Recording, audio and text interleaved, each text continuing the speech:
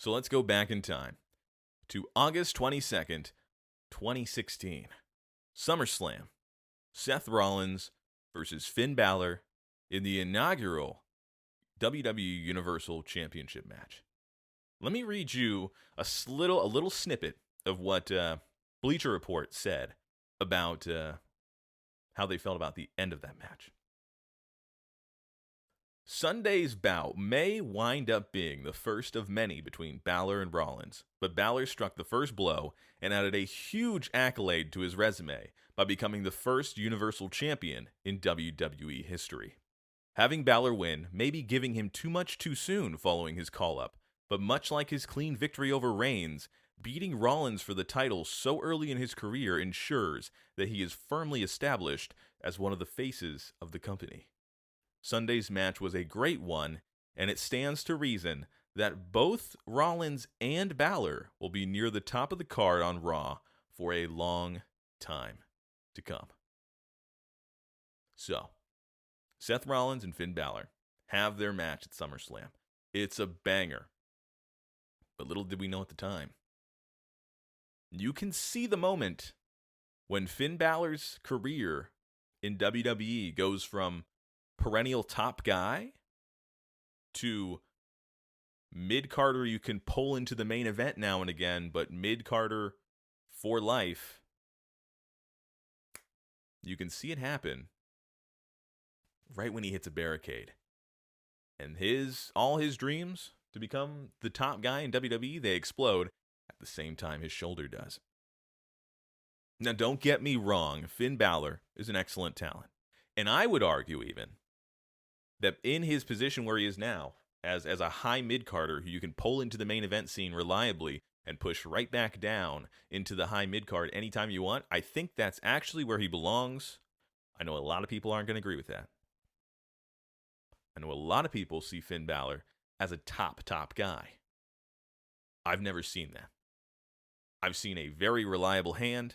I've seen a guy who's solid at promos, good in the ring, but I've seen a guy that lacks a bit of size. I've seen a guy that lacks that something, that intangible that brings you from great to all-time great. And I think he works great in his current role as a high mid-carder. But that's just me. That's not what this is really about, though. What this is about is WWE dredging up old history from 7 years ago? Yes, 7 years ago almost. And treating it like an afterthought. It's not fair to Seth Rollins. It is especially not fair to Finn Balor. Seth Rollins versus Finn Balor. That is the match that they're going with at Money in the Bank in London. And on paper, this is an excellent matchup. And the history behind it is immense. Think about this. Finn Balor's entire career, it's not hyperbole to say that Finn Balor's entire career was turned upside down by that exploded shoulder from a barricade, a throw into the barricade, done by Seth Rollins in 2016. That ended his chance of becoming the top guy in the company for any period of time. That's a lot. That is a lot. That's a story that deserves time to be told. That is a story that deserves the attention of the audience. And yet, this past Monday, when we had Balor and Seth in the same ring, and Balor gave a great promo, by the way, really selling what it cost him when he lost this match to Seth, and how he's had to watch Seth become one of the biggest stars in the company, while Balor has always been an afterthought. And yet what happened? The audience was chanting him. The audience was singing Seth's song during it. Now listen, there's going to be people who are going to say things to me. He's a heel. The audience is supposed to heckle him. The audience is supposed to make fun of him, etc., etc. And I raise you this. Yes, but no. Yes, in terms of the audience should be heckling him and all that kind of thing, but the audience should want to hear what he has to say. The audience should be invested in what he has to say. And when he has a grievance that is as good as the one he has, you can't just ignore it. You're not going to hear what chants during an MJF promo. Why? And it's not necessarily because MJF is a better promo than Balor. It's because when MJF gives a promo, he really sells his position in that feud. The audience doesn't have to agree with him, but they find his position compelling. Finn's position was compelling, but nobody wanted to hear it. And why? I'll tell you why. It's because the company hasn't been giving any respect to Finn Balor's grievances in this feud for a long time. He brings this up out of nowhere. For years, he's barely said a thing about the Universal Championship win against Seth and losing the title immediately afterwards. He's barely ever made a complaint about being injured by Rollins. And all of a sudden, he dredges that up now. Not only that, but Balor has been, once again, a perennial mid-carder for a while now. Even as head of the Judgment Day, he hasn't even been the strongest member. Sure, he's the leader in terms of he's the veteran, but Damian Priest is in the Money in the Bank match. Rhea Ripley is the WWE Women's Champion. And Dominic Mysterio, for as much as he loses matches now and again, he's got the most heat maybe in the entire industry right now. It's not manufactured.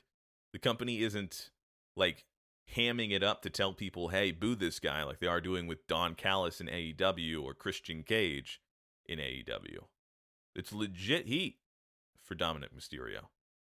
And once again, he's got a big match against Cody Rhodes, maybe the biggest baby face in the entire industry at Money in the Bank. But for Finn Balor, he's getting what chants during his speeches, not boos. What chants? There's a difference. What chants are basically, shut up, I don't want to hear what you have to say. Boos are, I don't like you as a heel. You're doing a great job, whatever it is you're doing, but still screw you. He's getting what chants? He's getting what chanted off the stage, essentially, in favor of Seth Rollins.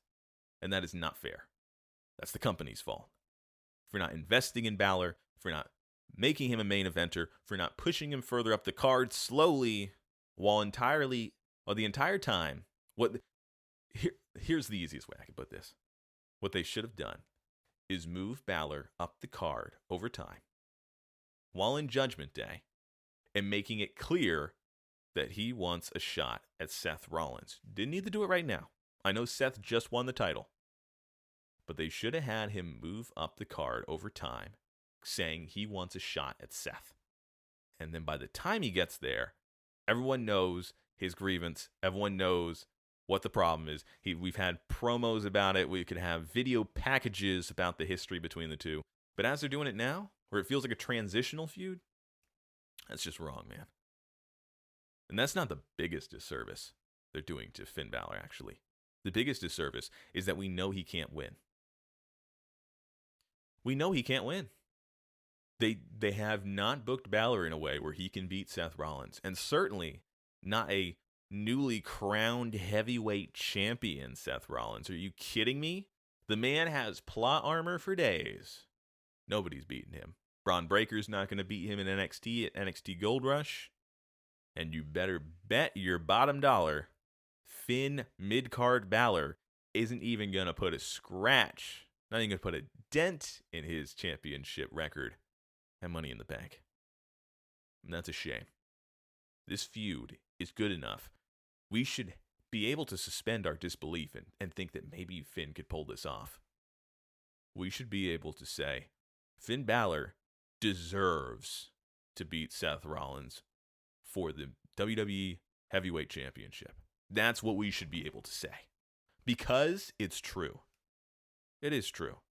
He does deserve to win that title against Seth Rollins. Do I think he should win it? That's not what I said. I said he deserves to win it. But the problem is, the audience doesn't agree. And that's not their fault. It's WWE's fault for not investing further in Balor, at least enough, if only just recently, to make him winning the title feel like a legitimate possibility. And not only that, a compelling one. But what do you think? You think I'm going a little too crazy about this? You think, hey, don't worry about it. They're doing just enough. This feud's doing what it needs to do. Or do you agree with me? Do you think they're doing Finn Balor wrong? Do you think they're not doing Seth as much as they could be doing with this feud? Do you agree with me that this could be a marquee feud of this pay-per-view? And as it is, it's just going to be an afterthought. Let me know in the comments. Thank you for listening. I'll talk to you again soon.